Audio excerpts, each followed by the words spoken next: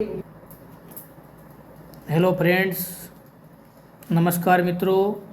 अपनी आयुर्वेद क्लासेज में आप सबका स्वागत है। आज हम रस शास्त्र के बहुत ही महत्वपूर्ण विषय उपरस के बारे में जानेंगे। उपरस में हम आज गंधक और या सल्फर के बारे में जानेंगे।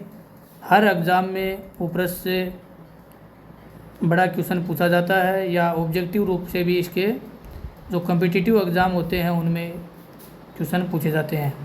तो आपको स्क्रीन पे दिखाई दे रहा है गंधक, उपरस। गंधक को हम सल्फर बोलते हैं, संस्कृत में गंधक, हिंदी में भी गंधक और इंग्लिश में इसको सल्फर बोला जाता है। इसकी हार्डनेस रहती है वो 1.5 से लेके 2.5 के बीच में रहती है। द्रवणांक है इसका 119 डिग्री सेल्सियस 119 डिग्री सेल्सियस पे ये मेल्ट हो जाता है।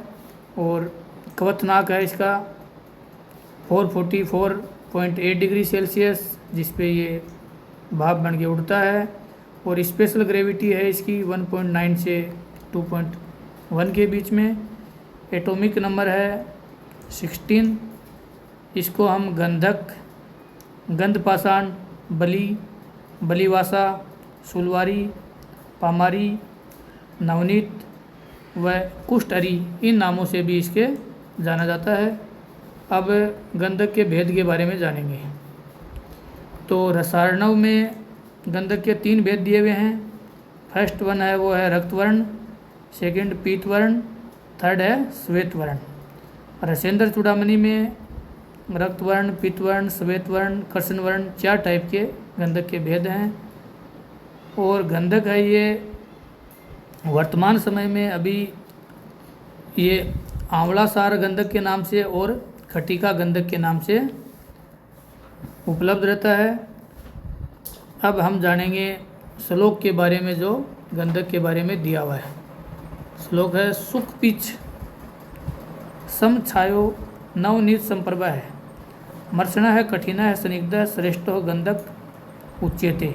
इसका मतलब है कि सुख पिच के सदृश वर्ण, नवनीत के सदृश चिकना, मर्सन कठिन, स्निग्ध और गंधक श्रेष्ठ होता है। तो ये इसके लक्षण दिए हुए हैं स्क्रीन पे आपको जो इमेज में दिखाई दे रहा है।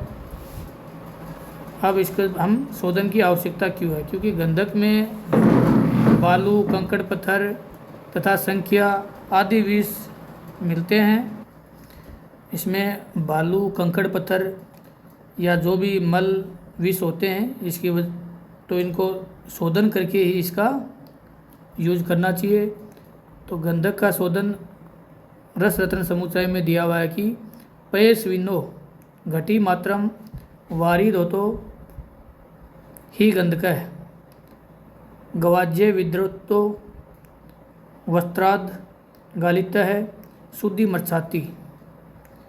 यानी एक मिट्टी या स्टील के पात्र में दूध भरकर उसके मुख को सबसे पहले सूती वस्त्र से बांध देंगे। इसके बाद में एक लोहे की कढ़ाई में गाय के घी के साथ गंधक को पिघला लेंगे। इस पिघले हुए गंधक को कपड़े से छानने पर दूध से भरे पात्र में जो गिरता है उस फिर गंधक को बाहर निकालकर गर्म पानी से धो लिया जाता है। तो यह प्रक्रिया 3 से 7 बार करने पर गंधक शुद्ध हो जाता है। तो ये है इसकी शोधन विधि। और ये शुद्ध किया हुआ जो गंधक है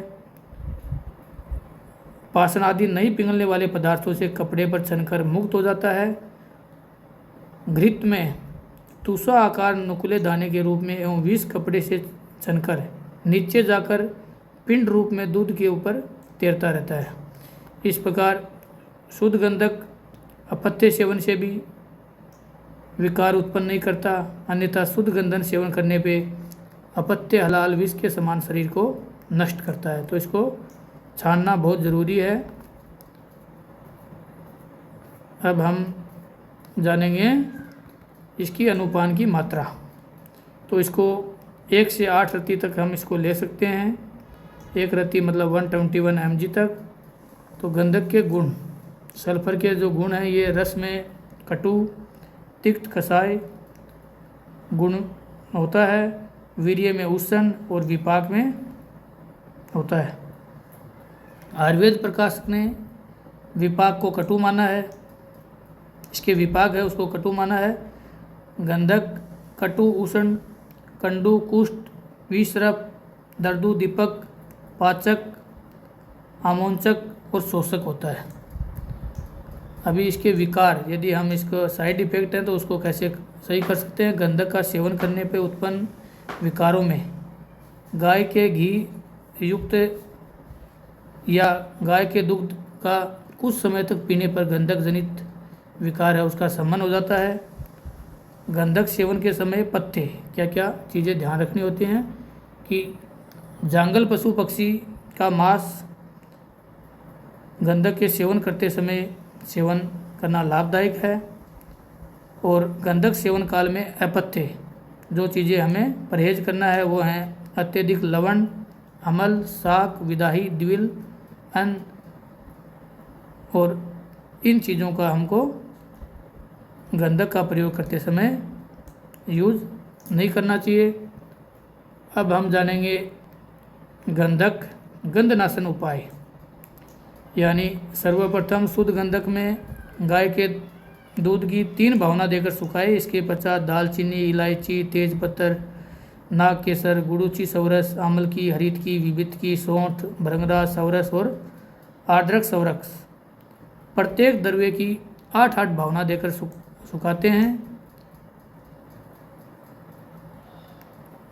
फिर भावित गंधक के समान शर्करा का चूर्ण मिलाकर सुरक्षित रखें। ऐसे गंधक रसायन बन सकता है। मतलब गंधक का रसायन बनाने के लिए हम इसमें गोतुग्ध की 3 भावना देते हैं और जो रस दिए हुए हैं इनकी 8 भावना देकर सुखाते हैं। गंधनाशन के लिए इसमें बताया कि शुद्ध गंधक जो 500 ग्राम है और दूध है 2 किलो को पकाकर खोआ बनाकर सुरवचला रस सवरस देकर पाक करते हैं। इसके पश्चात त्रिफला क्वार डालकर ठंडा करने पर गंधक है वो गंध रहित हो जाता है। मतलब इसमें स्मेल को नाश किया जा सकता है। अब जो गंधक रसायन बनाया इसके गुण, गंधक रसायन का सेवन करने पे धातुक्षय, प्रमेह, मंदग्नि, शूल, उदर रोग, सभी प्रकार के कुष्ठ एवं क्षय रोग इनका नाश हो जाता है। गंधक रसायन है ये अग्निवर्धक है, बल्ले है, वर्षे एवं ग्रहण करने वाला होता है। इस गंधक रसायन को वमन विरेचन या देह संशोधन में भी सेवन करना चाहिए। गंधक रसायन की मात्रा, वर्तमान में 1 मसा इसकी मात्रा का यूज हम कर सकते हैं। अब गंधक गंधनाशन उपाय जो हम इससे पहले ही पढ़ लिया है कि गंध का नाश कैसे कर सकते हैं। गंधक दृष्टि, 1 हाथ लंबे चौड़े वस्त्र पर सोठ मरीन पीपली मिश्रित गंधक का चूर्ण फैलाकर लपेटकर बत्ती जैसा बनाते हैं। अब इसे धागे से बांधकर 3 घंटे तक तिल तेल में डुबोकर रखते हैं। इसके बाद तेल से निकालकर मध्य में चिमटी से पकड़कर एक सिर पर अग्नि लगा देते हैं। नीचे किसी पात्र को रखकर बत्ती से निकलने वाली बूंदों को एकत्रित करें। इसे गंधक दृष्टि कहते हैं। तो ये भी बहुत ही इम्पोर्टेंट चीज़ है कि गंधक दृष्टि कैसे बनती है। इस दृष्टि को 3 भाग नागवली पत्थर पर डालकर उसमें रस सिंदूर 1 वल रखकर अंगुली से मिलाकर रस सिंदूर सहित पान को खाने पे अग्निदीपन, क्षय, पांडु, काश, वास, शूल, भयंकर ग्रहणी, आम नाशक एवं शरीर में लघुता हो जाती है। तो जो गंधक दृष्टि है ये भी बहुत ही यूजफुल है। और अभी शुद्ध गंधक के प्रयोग से जो बनने वाली औषधि हैं उनके नाम हैं रस सिंदूर, लोहा परपटी, मकर धवज, रस परपटी और समीरपनग रस। तो आज हमने देखा गंधक सल्फर उपरस के बारे में। धन्यवाद।